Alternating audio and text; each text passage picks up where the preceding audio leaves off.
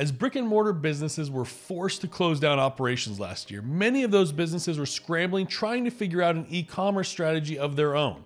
In fact, even employees that were furloughed were trying to find ways to earn a living outside of their usually reliable paycheck. And e-commerce became a buzzword for so many people. But once you've determined that you definitely want to establish an e-commerce business, how do you determine what it is that you should sell? Well, that is what we discuss in this episode of The Startup Story.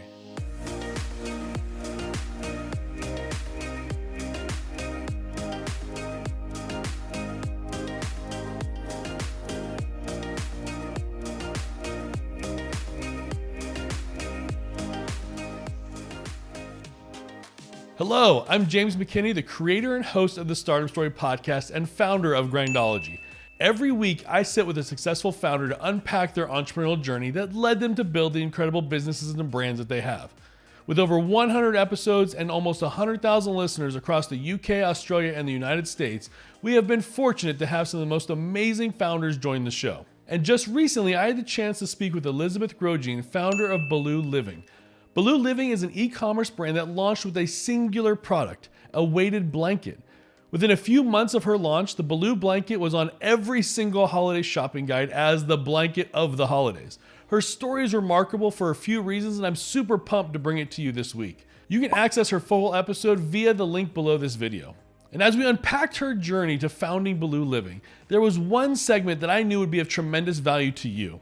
See, Elizabeth's business launch didn't start from a product or service that she had created and therefore needed to build a business around it. No, she knew that she wanted an e-commerce business and needed to figure out what to sell. She also knew she didn't just want to sell commodities, she truly wanted to develop a brand. Well, as she will share in this video, not only is Amazon a great resource to buy anything you may want, it's also a resource to determine what you should sell. Elizabeth's going to share a few key resources that she leveraged when analyzing Amazon data to determine what product she wanted to bring to market. For easy access, we provided these links to those tools within the show notes of her episode, so make sure to click that link below for direct access to her episode and the show notes. And one last thing before we jump into this incredible lesson. I want to encourage you to watch this video to the very end, as I have a special offer to highlight your business or brand within the Startup Story for absolutely free. Now let's hear direct from Elizabeth Grojean, founder of BALOO Living, on how to leverage Amazon data to determine the ideal product and product category to sell within. Okay, so I started by using Amazon. Since there's such a major search engine for products with intent to buy in the US market, there's different tools that you can use to pull down data on searches that are happening on Amazon. The one I used is called Jungle Scout. And you can run reports based on certain criteria. You can set a dollar min or max. You can set criteria to filter out for low review count, high review count, and basically export this data into spreadsheets. So I spent several days just looking over spreadsheets, analyzing the number of searches by keyword that were taking place on Amazon's platform. And so it's not just finding a product where there's a lot of keyword searches. You know, you could have 4 million people a week looking for a spatula. But if you go to Amazon and you look at, okay, well, what results show up if I type in spatula, you'll find that's a super saturated niche on Amazon. You could launch a spatula, but you might be buried on page 84. And so, that's not a good opportunity.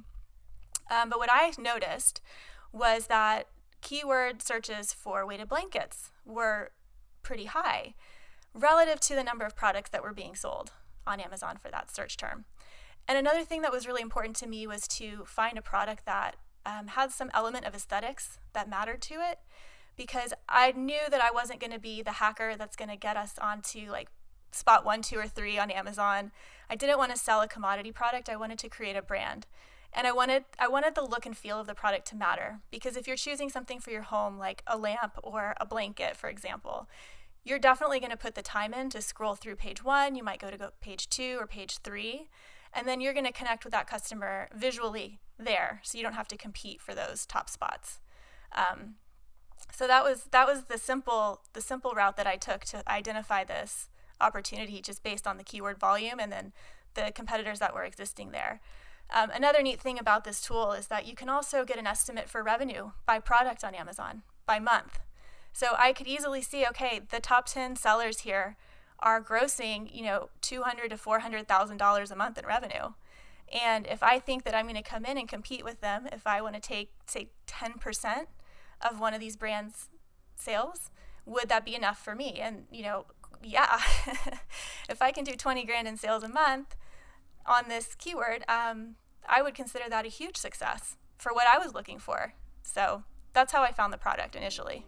I hope you found this content helpful. And if you did, then please make sure to subscribe to the Startup Story podcast on your podcast platform of choice. That way you can hear Elizabeth's episode in its entirety.